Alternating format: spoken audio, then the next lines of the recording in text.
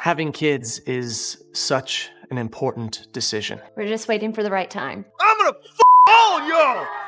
That's my boy! Idiocracy wasn't just a dumb comedy. It was a prophecy wrapped in poop jokes. But behind the absurdity, the panic was real. The title nearly changed into something even dumber. Terry Crews had to fight just to get on screen, and it almost didn't happen. And the creator, he doesn't even call it a comedy anymore. These are 20 weird facts about Idiocracy, and hidden deep in its twisted future, a family tree that connects a cartoon Texan to something with hooves. Don't overthink it. That's how it started. Number 1. It didn't start in a writing room. It started in line for Peter Pan's flight. Mike Judge, creator of Office Space and Beavis and Butthead, was standing in Disneyland with his daughters. Just another dad waiting in the slow-moving queue. And that's when he heard it. 2 moms screaming profanity at their own toddlers. Loud, aggressive, proud of it. Something clicked. Judge later said, "It hit me that people like this are going to outbreed the smart people, and they're raising their kids like this." Right there in line, the premise took shape. A society where intelligence is bred out, stupidity reigns, and the world keeps dumbing down with pride. He left the park that day not just as a father, but as the future architect of a dystopia that was already beginning to feel like reality. I think this might be Gatorade or something. I was just looking for some regular water. Water? Yeah, You mean like in the toilet? What for? just to drink. Number 2. It was never supposed to be called Idiocracy. Mike Judge's original title, The United States of Umerica, spelled exactly like it sounds, drawn out, slurred, and stupid. It was the perfect insult, a slow-motion punchline baked right into the name, and that was the problem. Executives at Fox hated it, not disliked, hated. To them, it was too aggressive, too on the nose, too embarrassing for a studio already nervous about the film's tone. They argued it would alienate audiences, confuse marketing, and, worst of all, make people think the film was actually un-American. So they demanded a new title, something less insulting. Judge pushed back, but he was outnumbered. After weeks of debate, a compromise emerged. Idiocracy. Simple, sarcastic, and, to the studio, less inflammatory. But even that name caused tension. Internally, some execs still refused to promote it. One insider even admitted they were quietly ashamed of the film's branding, calling it mean and too cynical. And so the title stayed, but the rollout vanished. The original insult was buried, the marketing went silent, and the satire they were scared to name became the exact future it predicted. I was in an army experiment and I'm not feeling so well. My head is just killing me. Is this a hospital or... I don't even know where I am. Please proceed to the diagnostic area on the right and have a healthy day. Oh. Thank you. Number 3. No trailer, no posters, no press tour. Fox didn't just fumble the release, they actively tried to hide it. When Idiocracy was finally finished, the studio gave it a 1-week release window. No advertising, no red carpet. Some theaters weren't even told the movie's name. They listed it as Untitled Mike Judge Project. Crew members couldn't believe it. Some actors didn't even know the film had come out until it was already gone. The message from the studio was loud and clear. Don't look at this. Don't talk about this. Don't even mention the title. And yet, despite the blackout, the movie refused to disappear. It leaked, it spread, it survived, and slowly, painfully, it found its audience. Why you think you done it? Number 1, Your Honor. Just look at him. He talks like a fag, too. You gotta be shitting me. But check this out, man. Judge should be like, guilty. Peace. Number 4. Idiocracy didn't just predict a future full of corporate cut corners. It lived through them. Mike Judge was promised a modest but stable budget to bring his dystopian satire to life. But then, the cuts started. Quiet, sudden, relentless. Entire shooting days were axed. Locations were swapped at the last minute. Extras were let go. Sets had to be reused or abandoned altogether. At one point, they couldn't even afford to digitally erase brand logos, so they just blurred them in post. But the worst blow came late in production. Crew members, makeup artists, lighting techs, set dressers were told their checks might be delayed or not come at all. The studio had cash flow issues, they said. Hang tight, they said. Some crew waited weeks. Others never saw full payment. It became the ultimate irony. A film about a broken system was nearly broken by one. And through it all, Mike Judge had to keep smiling, keep directing, and pretend it wasn't unraveling behind the scenes. Because if he didn't finish it, no one else would. Number 5. She played a time-traveling prostitute. She dodged giant Costco carts and watched society crumble one stupid moment at a time. But as Maya Rudolph's absurdist sci-fi comedy faced a deeply troubled release, her own world was undergoing a profound change. In October 2005, a year before Idiocracy officially hit theaters, Rudolph gave birth to her first child with director Paul Thomas Anderson. So, while Idiocracy was getting dumped by the studio, ignored by the press, and quietly buried in theaters, Rudolph was navigating the very real chaos of new motherhood. It presented a strange parallel. One minute she was battling a world run by ads and dummies on screen, the next she was holding a newborn in her arms, in the real world of 2006. From playing the smartest person in a dumb future, to becoming a mom in a world that might not be that different. Full circle. Please deposit $2,000 to begin connection. Man, what? Yeah, baby. Hey, can you wait a second, please? Oh, yeah, baby. I can wait so good. Maybe you could wait a day? Baby, I can wait 2 days. That's good. Because I charge by the hour. Well, you gonna be glad you waited, baby. Thank you very much, young man. What the f? Number 6. The hair, fake. The muscles, real. But the voice, the chaos, the full-blown insanity of President Camacho, that came straight from Terry Crews. Judge gave him a blueprint, but once the cameras rolled, it was open fire. The screaming, the motorcycle, the assault rifle State of the Union. Crews made it all up. He even changed his own dialogue between takes, just to keep the energy fresh. And what started as a parody of a loud, dumb leader somehow became one of the most magnetic performances in modern satire. Because Terry wasn't just playing a cartoon, he was holding up a mirror. So you'd think a performance like that would have made him the obvious first choice, but it almost didn't happen at all. Number 7. Terry Crews had the look, the energy, the absurd charisma. But even with all that, landing President Camacho was anything but easy. He auditioned once, then again, then again, then again. By the 5th time, Crews wasn't just frustrated, he was convinced the role was slipping away. Behind the scenes, studio execs were circling bigger names. Crews was up against heavyweight comedians and A-listers. He wasn't famous enough yet, wasn't safe enough for a studio already nervous about the film's tone. So he walked into that 5th audition, looked the casting team in the eye and said, "If you find someone better, just give it to him." Then he unleashed everything. The voice, the chaos, the raw comedic explosion that would become President Camacho. And suddenly, there was no one else. Crews didn't just win the part, he became the face of Idiocracy, with a chain gun in one hand and a presidential seal in the other. But listen up, I got a 3-point plan to fix everything. Break it down, Kamacho. Number 1, we got this guy not sure. Number 2, he's got a higher IQ than any man alive. And number 3, he's gonna fix everything.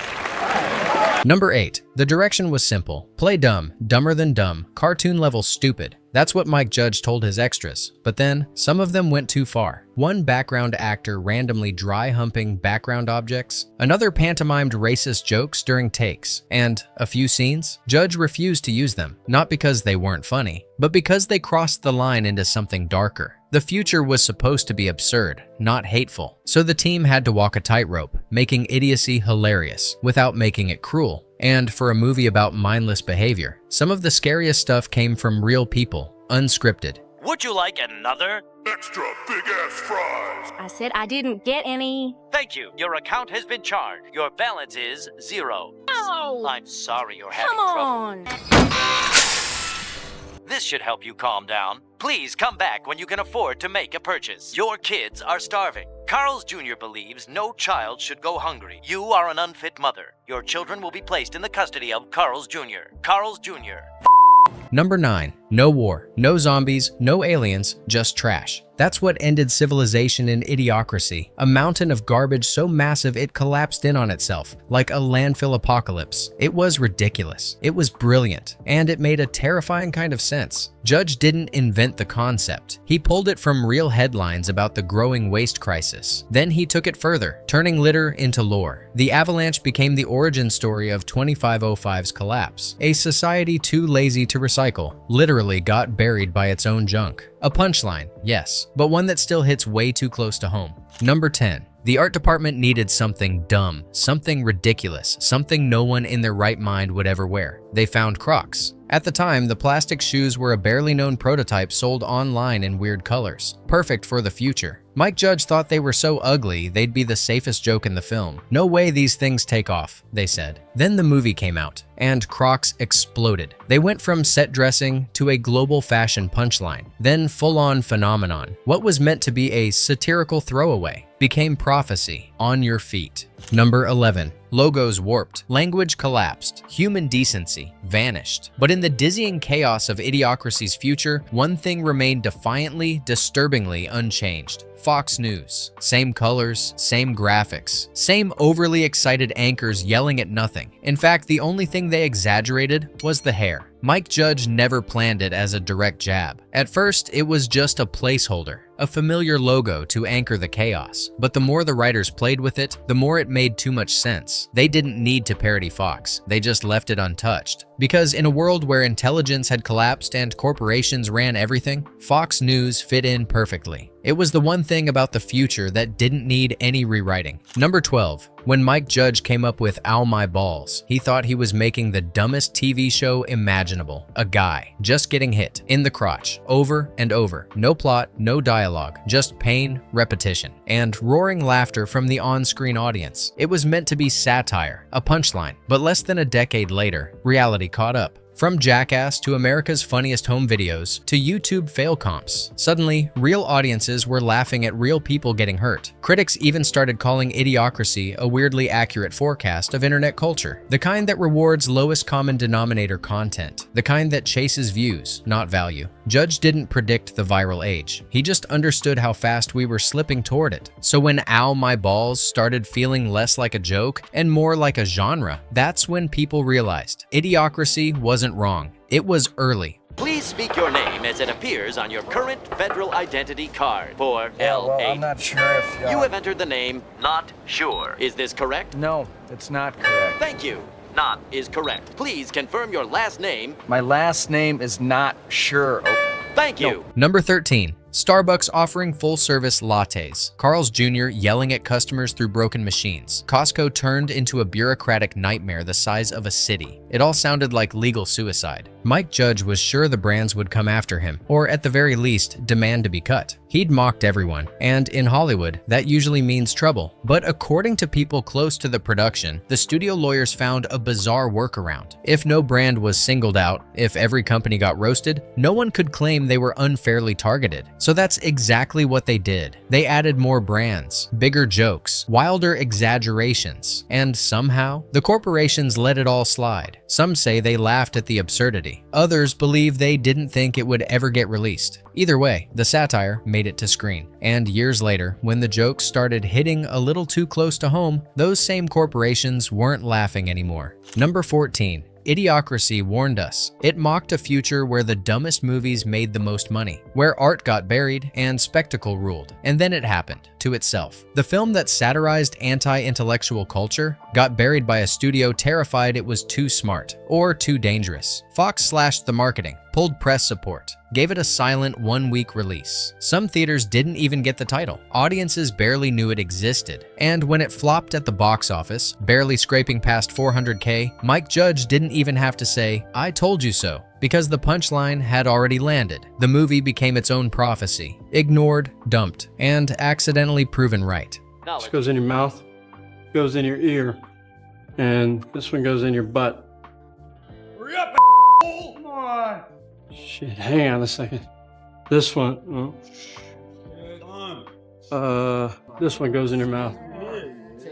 Come on! Number 15. When Idiocracy first hit theaters, it was absurd. Costco required passports. Starbucks offered handjobs. The president was a pro wrestler with a Gatling gun. But within a decade, it didn't feel like satire anymore. In interview after interview, Mike Judge stopped calling it a comedy. He started calling it what it felt like, a documentary. As social media exploded, corporate logos multiplied, and politicians leaned into spectacle, Judge admitted he was unsettled. What began as a joke had become a mirror. And the scariest part? He didn't even try to predict the future. He just followed one idea. What if smart people stopped having kids, and dumb people didn't? Turns out, reality filled in the rest. If you have one bucket that holds 2 gallons, and another bucket that holds 5 gallons, how many buckets do you have? 2? Thank you. Number 16. In 2016, Idiocracy wasn't trending as nostalgia, it was trending as prophecy. The internet had found its poster boy, and it wasn't Luke Wilson. It was President Dwayne Elizondo Mountain Dew Herbert Camacho. So Mike Judge and Terry Crews pitched a comeback, a new series of ads. Camacho in full regalia, flamethrowers, flags, chaos. Let him loose in an election year. But the plan never made it past the studio gates. According to Crews, Fox got cold feet. The world was already drawing parallels. Camacho wasn't just a joke anymore. He was a mirror. And the reflection? A little too real, a little too loud. The movie they once tried to bury had become the thing they were now afraid to resurrect. Number 17. When Idiocracy limped into theaters, critics didn't know what to make of it. Some called it lazy, others said it was too mean. One review said, "It's not satire, it's just snobbery." And yet, years passed. The world started looking eerily familiar, and something shifted. Idiocracy exploded on DVD. Suddenly, it wasn't just a cult movie. It was the cult movie. College dorms, midnight screenings, Reddit threads. Lines like, "Welcome to Costco. I love you," became Gen X scripture. The movie they ignored became a prophecy people passed around like a warning. It didn't just gain fans, it found believers. I'm actually supposed to be getting out of prison today, sir. You're in the wrong line, over there. All right, I am being a big Sorry. Let this through. Number 18. In the movie, Brondo is everywhere. It waters crops, powers athletes, destroys electrolytes. Brondo's got what plants crave. It's absurd, it's idiotic, it's oddly catchy. And then someone had an idea. What if Brondo actually existed? A startup licensed the brand, bottled neon green liquid, and slapped on the slogan like a dare. They sold it online. They sold it at cons. And for a brief, weird moment, Idiocracy crossed into reality. You could walk into a store and drink the joke. It was artificial, overhyped, and full of chemicals. Exactly what plants crave.